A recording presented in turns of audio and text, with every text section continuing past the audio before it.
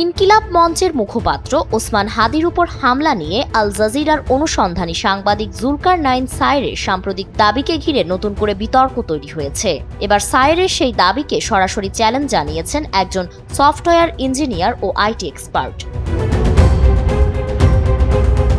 সম্প্রতি সাংবাদিক জুলকারনাইন সায়ের দাবি করেন, হাদির উপর হামলাকারী দুই দুর্বৃত্ত ভারতের আসামে অবস্থান করে একটি ভারতীয় নম্বর ব্যবহার করে 13 ডিসেম্বর রাতে কয়েকটি নম্বরে নিজেদের একটি সেলফি পাঠিয়েছেন। তার দাবি অনুযায়ী ওই ছবি গোয়েন্দা সংস্থার হাতে এসেছে।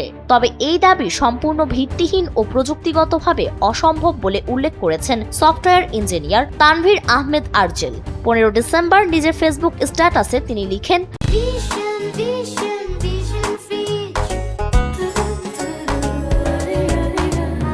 একজন সফটওয়্যার ইঞ্জিনিয়ার হিসেবে বলছি, জুলকারনাইন সায়ের 100% ভুয়া তথ্য দিয়েছে।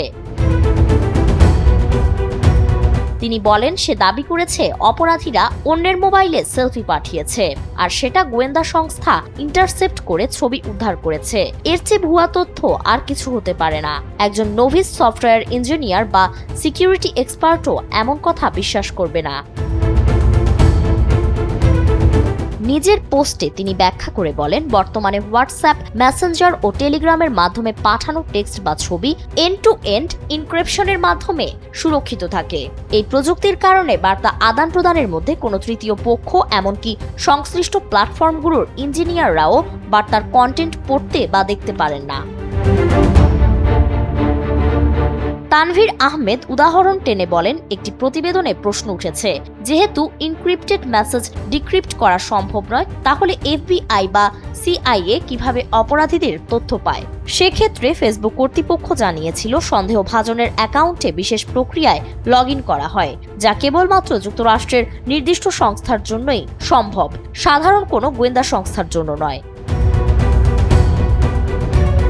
এ প্রসঙ্গে প্রশ্ন তুলে তানভীর বলেন, যে প্রযুক্তি এফবিআই বা সিআইএর কাছেও নেই, সেই প্রযুক্তি জুলকারনাইন সায়েরের কথিত গোয়েন্দা সংস্থার কাছে আছে, এটা কিভাবে সম্ভব? তিনি আরও দাবি করেন, বাস্তবে হামলাকারীরা গোয়েন্দা সংস্থাকে নয়, বরং সরাসরি জুলকারনাইন সায়েরকেই ছবি পাঠিয়ে থাকতে পারে, যাতে তারা পালিয়ে গেছে ধরে নিয়ে গ্রেফতার অভিযান বন্ধ হয়ে যায়।